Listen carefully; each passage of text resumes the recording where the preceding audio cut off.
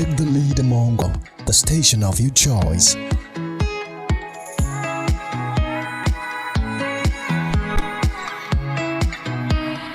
We take the lead among all radio stations.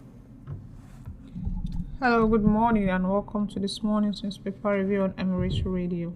Emirates Radio is located behind Federal Ministry of Environment off Old Jebba Road, Ilorin, Kwara State, Nigeria. And I am Latifah Ibrahim-Arowona. And as you already know how we do it on our newspaper review, we bring you the news making waves on the newspaper headlines in Nigeria. So stay with us as we take you through the headlines, and then we'll take you the news in full.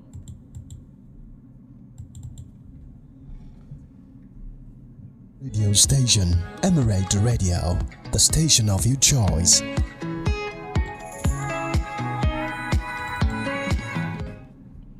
The newspaper I have this morning are our very own online royal newspaper, the Punch newspaper, and the Daily Post newspaper.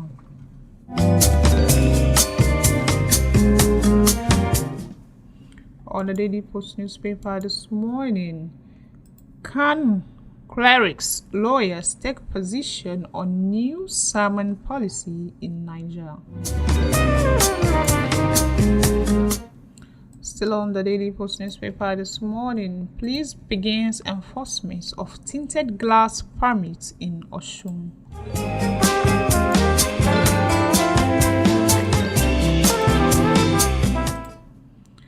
Still on the Daily Post newspaper this morning, 2027.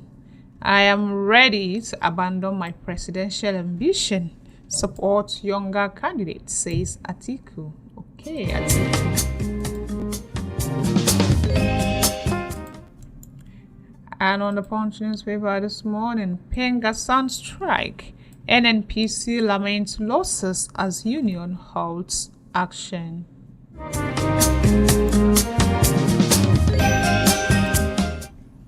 Still on the Punch newspaper this morning, gunmen invade ex-Ogun LG chairman's residence.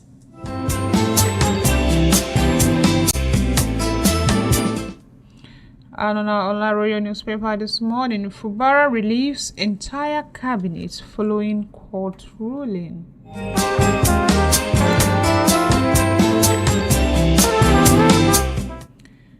Still on the online royal newspaper this morning, NARD orders 24-hour shift limit amid doctors' shortage crisis.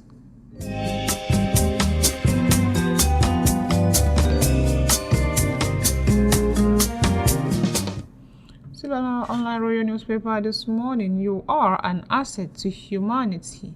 Emir Sulugambari hails Emersoni at 70.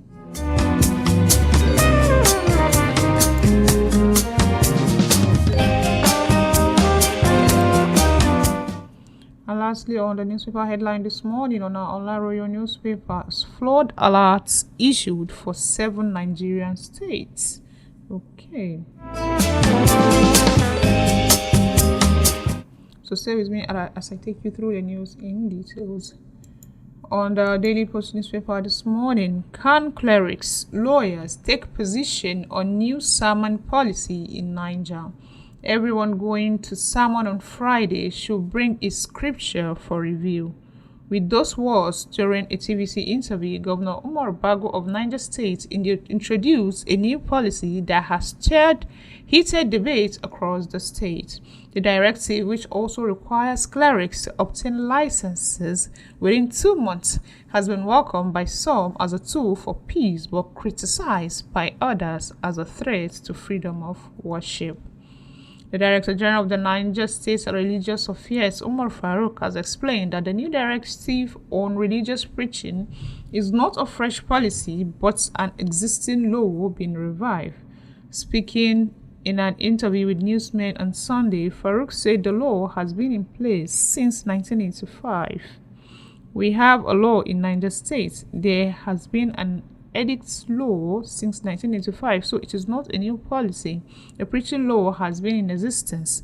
We are just what we are trying to do now is to revive the law to make it useful so that we can have peaceful environments and avoid creating tension. It stressed that the state government has now banned preaching, but clerics must now be more careful with their words. Of course, clerics are very powerful because they are followers that whatever it is that their alpha or their pastor has said, that is what they are going to do, whether wrong or right. So yes, I think I'm with the Bago on this one, and I really hope this is not going to cause religious tension in Niger. They should try and abide by this law. Hopefully they will abide. Still on the Daily Post newspaper this morning, please begin enforcement of tinted glass permit in Osun. The Osun State Police Command has announced the commencement of the enforcement of the tinted glass permits across the state. The enforcement is in compliance with the directive of the Inspector General of Police, IGP Kayode Egbetokun. The command says the enforcement exercise will begin nationwide on Thursday, which is today, October 2nd, 2025, and urge vehicle owners with tinted windows to register or reactivate their permit through the Police Specialized Service Automation Platform. This directive was contained in a statement issued by the Osun State Police Public Relations Officer, DSP Abiodun Ojelabi, on behalf of the Commissioner of Police, CP Ibrahim Gota. Okay, you that have tinted glass should heed or be punished. I really don't know why people use tinted glass, but seriously, I'm not a fan of tinted glass.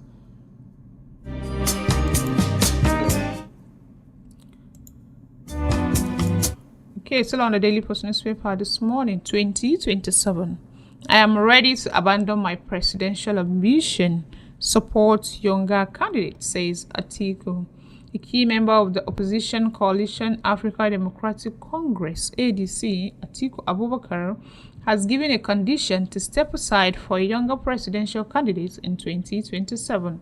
Atiku expressed willingness to abandon his presidential ambition for a younger, vibrant and acceptable candidate under the ADC. The former vice president disclosed this in an interview with the BBC Hausa yesterday. Atiku noted that his interest in the 2027 race is not about personal ambition, but about providing a credible alternative to rescue Nigerians.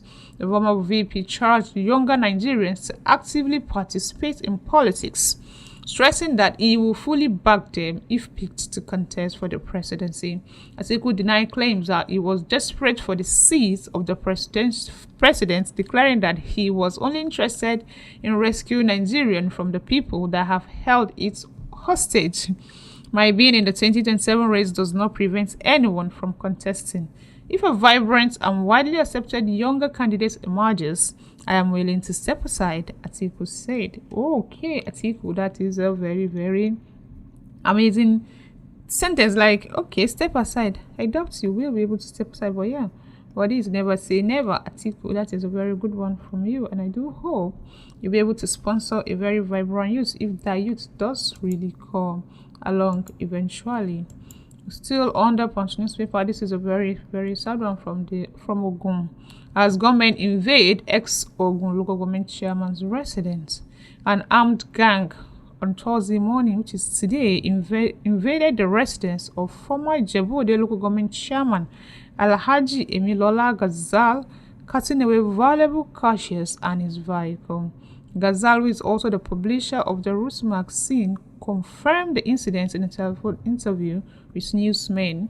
The three armed men broke into my residence at Ijebu-Ode GRA at about 2 a.m. They collected all the cash with me, after which they forced me to open my bank apps on my phone and transfer everything there to an account they provided. They left only 5,000 naira in my account. They also made away with my wife's trinkets and with my ash color car. They actually told me they will be going away with my car. I am just going to report the incident to the police at Igbeba and Obalende Ijebu-Ode, Ghazal told newsmen. Oh my God. It's the effrontery for me, for them to ask him to open his app and then to transfer all his money like that. I mean, they really came prepared for the man. They were very, very prepared, and they had the time to do everything they wanted to do. Like, oh my God. Okay, I'm so sorry to the ex-LG government, and I hope Allah is going to replenish you in more ways. And thanks that they did not kill you or any of your family members. So I think that's kind of win from that aspect. Still on the Punch newspaper this morning, Pengasan strike. NNPC laments losses as union halts action. The Nigerian National Petroleum Company Limited Group Chief Executive Officer Bashir Ojulari has lamented the crude and gas production losses resulting from the 3-day strike carried out by the Petroleum and Natural Gas Senior Staff Association of Nigeria. In a letter written to the Nigerian Midstream and Downstream Petroleum Regulatory Authority and Nigerian Upstream Petroleum Regulatory Commission, Ojulari explained that the suspended strike led to 16% oil production and 30% marketed gas losses while the nation offered a 20% power supply shortfall.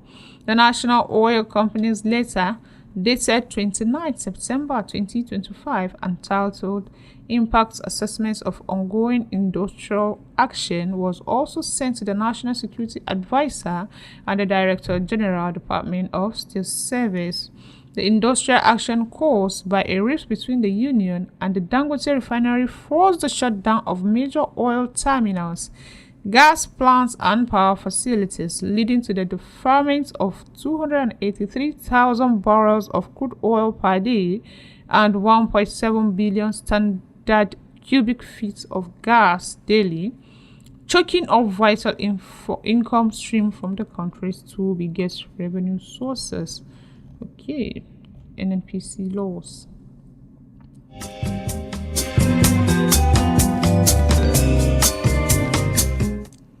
And on our own royal online newspaper, Fubara relieves entire cabinet following court ruling. Rivers State's Governor Similai Fubara has dismissed all commissioners and public officers holders in his administration, a move announced yesterday evening by his Chief Press Secretary Nelson Chukwudi.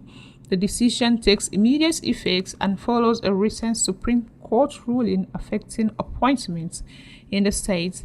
The governor expressed gratitude to the outgoing officials for their service and contributions over the past 2 years during a valedictory session held at Government House for Accords, coinciding with Nigeria's 65th independence anniversary. Governor Fubara thanked members of his cabinet for their services and contribution to the development of the state in the last 2 years. He also urged Nigerians to work with the federal government to build a peaceful, secure, and prosperous nation. Furthermore, the governor has relieved all commissioners and other public officers affected by the recent Supreme Court judgments of their appointment with immediate effect. Fubara reaffirms his commitment to serve Rivers State with renewed vigor while thanking residents for their support and wishing Nigerians a happy independence anniversary.